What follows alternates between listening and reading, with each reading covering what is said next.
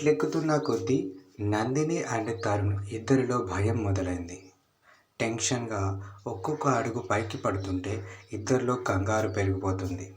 గది దగ్గరకు చేరుకోగానే స్టిఫ్‌గా నిలబడుతూ ఒకసారి ఒక శ్వాస లోపలికి తీసుకొని అని ఒకరికొకరు సర్ది చెప్పుకుంటారు. డోర్ కొడుతూ డాడీ అని పిలుస్తాడు తరుణ్. కమిన్ తరుణ్ అని అనుమతి లభించగానే డోర్ తీసుకొని లోపలికి ఎంటర్ ఇస్తారు ఇద్దరు.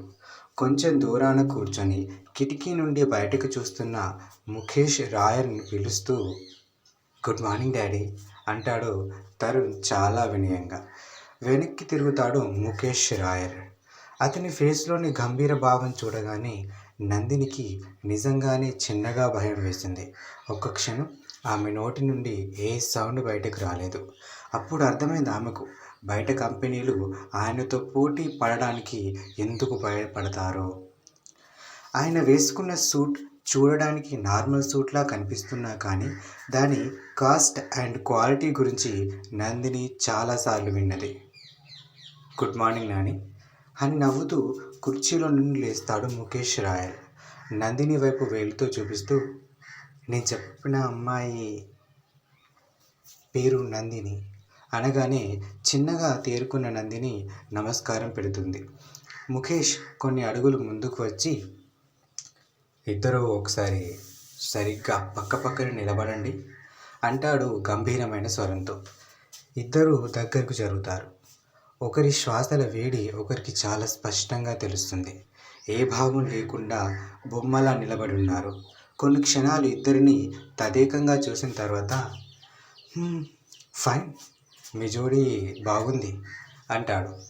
థ్యాంక్స్ డాడ్ అని చిన్నగా నవ్వుతాడు తరుణ్. నేను ఈ అమ్మాయిని ఎందుకు తీసుకురమ్మానో తెలుసా నీకు అని తరుణ్ వైపు చూడగానే ఇంట్రడ్యూస్ చేయడానికి అని అంటాడు తరుణ్. వెంటనే ముఖేష్ తన సూట్ని ఫిట్ చేసుకుంటూ కాదు అంటాడు. కాదా, మరి ఇంకెందుకు అని టక్కున అడిగేస్తాడు తరుణ్. డోర్ తెరిచి అడుగు లోపల పెట్టగానే చిన్న ఫ్లవర్ వాజ్ ముక్క ఆమె కాలికి తాకడంతో ఏంటిది అని కిందకు చూస్తుంది మాలిక. అటుగా చూసిన ఆమె కన్నులు ఆశ్చర్యంతో అలానే ఉండిపోయాయి. నేలపైన ముక్కలై పడున్న ఫ్లవర్ వాజ్, చిందరవందరగా పడున్న వివిధ వస్తువులు, చెల్లా చెదురైన బుక్స్, అస్తవ్యస్తమైన బట్టలు. వాటిని చూడగానే మాలికకు ఒక్క క్షణం ఏం జరిగిందో అర్థం కాలేదు. నందిని నందిని అని కోపంగా పిలుస్తూ వాటి మధ్య నుండి నడుచుకుంటూ నందిని గది దగ్గరకు వచ్చి నిలబడింది. రూమ్ డోర్ ఓపెన్ చేయడానికి ట్రై చేస్తూ పిలుస్తుండగానే నందిని ఫోన్ మోగుతున్నట్టుగా వినిపించడంతో ఆగిపోయింది. 30 సెకన్లు మోగిన తర్వాత ఆగిపోయింది ఆ ఫోన్ గొంతు. నందిని ఓపెన్ ది డోర్, ఇదంతా ఏంటి అని డోర్ కొడుతూ అడిగింది మాలిక. అవతల వైపు నుండి ఏ జవాబు రాదు.